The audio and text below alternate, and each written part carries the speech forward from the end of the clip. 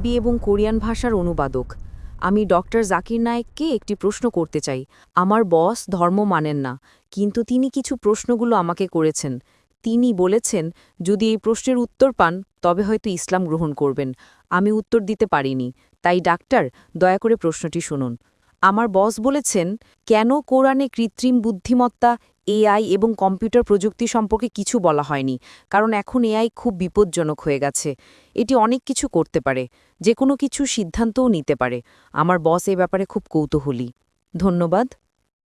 আপনার বসকে বলুন কোরআন কোনো সায়েন্সের বই নয়। SCIENCE। যদি কোরআন সায়েন্সের বই হতো তবে এটি বিশালাকারের হতো।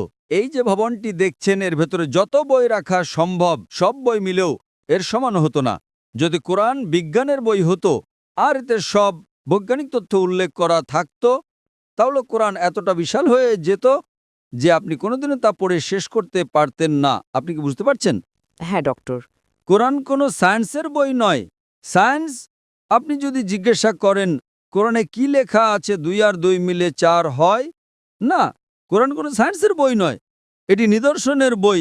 SIGNS। তাই আমাদের দেখতে হবে কোরআনে যা কিছু বলা হয়েছে তা যেন ভুল না হয়।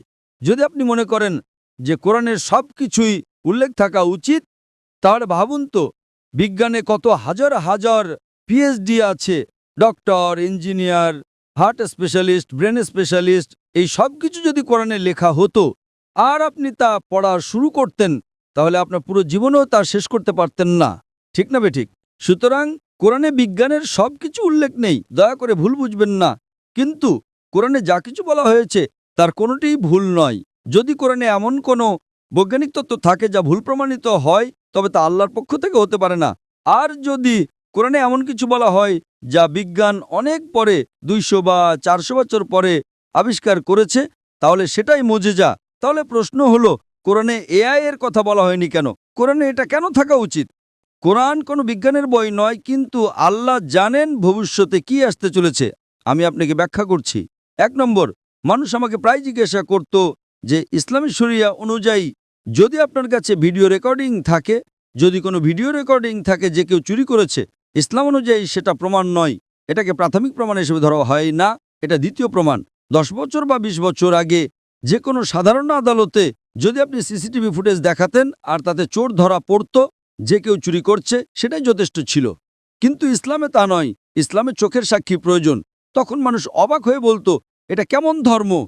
কোনটা বেশি নির্ভরযোগ্য, প্রত্যক্ষদর্শী নাকি ভিডিও রেকর্ডিং? কোনটা ভালো, ভিডিও রেকর্ডিং ঠিক না ভুল? আপনার বসকে জিজ্ঞাসা করুন। সুতরাং 20 বছর আগে যদি আপনার কাছে ভিডিও রেকর্ডিং থাকতো তবে তা ইসলামের চেয়ে সুবিধাজনক না। প্রত্যক্ষদর্শী হলো প্রাথমিক প্রমাণ, ভিডিও রেকর্ডিং গ্রহণযোগ্য ছিল না।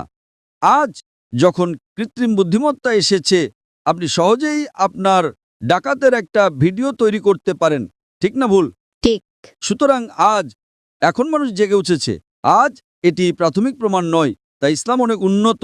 আল্লাহ জানতেন AI আসতে চলেছে। আপনি কি বুঝতে পারছেন? হ্যাঁ।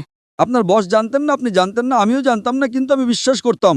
আমি বলেছিলাম না ইসলাম সঠিক। হয়তো আগামীকাল কিছু ঘটবে। আমি AI সম্পর্কে জানতাম না, কিন্তু 15 বছর আগে আমার উত্তর ছিল শরিয়া সঠিক।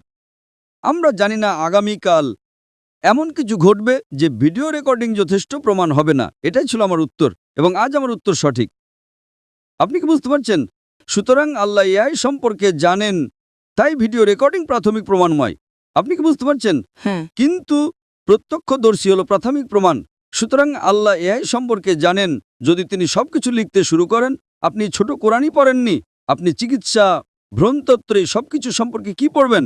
না, এটি টেলিগ্রাফিক মেসেজ। সুতরাং এটি ঈশ্বরের পক্ষ থেকে নয় তা প্রমাণ করার জন্য আপনাকে ভুল খুঁজে বের করতে হবে।